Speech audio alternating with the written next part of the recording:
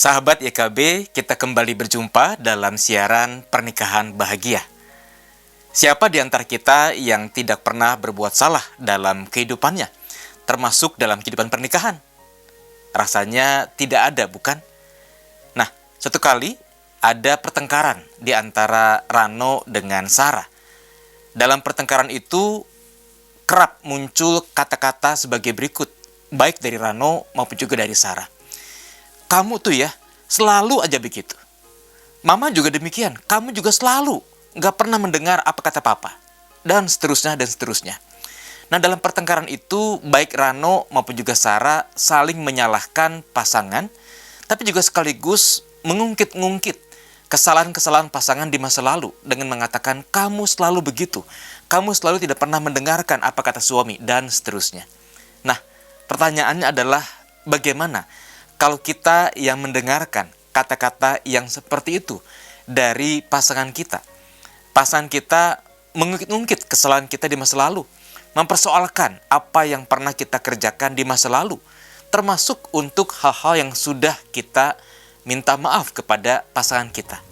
Bukankah hal itu akan melukai? Bukankah hal itu menyakiti diri kita? Nah, hari ini kita akan merenungkan sebuah tema, kasih menutupi dosa. Saya mengajak kita untuk mencermati bacaan firman yang diambil dari surat 1 Petrus pasal yang keempat ayat yang ke-8.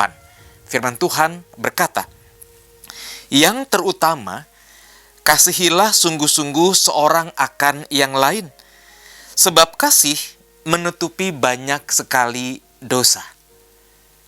Sahabat IKB yang terkasih, kalau kita mendengar tentang kata kasih, kasih sepertinya sebuah hal yang sudah umum, sudah lazim kita dengar. Sepertinya menjadi klise kalau kita kembali membicarakan soal kasih. Namun, mengasihi adalah panggilan kita sebagai orang-orang Kristen. Dan dikatakan dalam firman Tuhan hari ini, kasihilah seorang akan yang lain dengan sungguh-sungguh.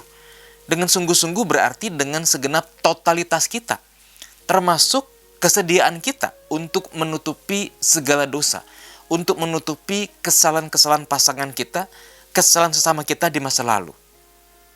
Nah, kalau kita dalam sebuah pertengkaran, lantas mengungkit-ungkit kesalahan pasangan yang terjadi di masa lalu, maka berarti kita belum sungguh mengasihi, belum sungguh mengampuni. Oleh karena itu, kalau dalam pertengkaran ada rasa sebal, ada rasa tidak suka dengan pasangan, katakanlah bahwa kita tidak suka dengan sikap pasangan. Kita tidak suka dengan pernyataan pasangan. Tidak usah kita mengingat, tidak usah juga mengungkit-ungkit kesalahan pasangan di masa lalu. Bukankah Allah yang mengasihi kita juga adalah Allah yang melupakan segala kesalahan kita? Dikatakan sejauh timur dari barat, demikianlah Ia menyingkirkan segala pelanggaran kita. Bukan berarti bahwa Allah pelupa. Tidak, Allah adalah Maha Kuasa. Apa yang pernah kita kerjakan tentu Dia ingat. Tapi Allah tidak mau menggunakan kesalahan kita di masa lalu untuk menjadi batu penghantam untuk kita di masa kini. Karena Allah mengasihi kita.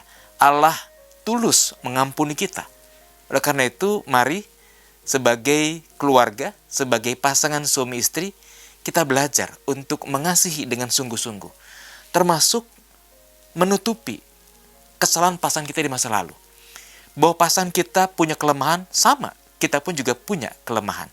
Tapi justru dengan begitulah kita sadar bahwa, oh iya, kita manusia, kita punya kelemahan, kita punya keterbatasan. Dan bukankah ketika kita memutuskan untuk menikah pada masa lalu, kita bersiap untuk menerima pasangan apa adanya. Pasangan kita yang punya banyak kelebihan, tapi pasangan yang juga punya banyak kelemahan. Dan kita mau menerimanya apa adanya.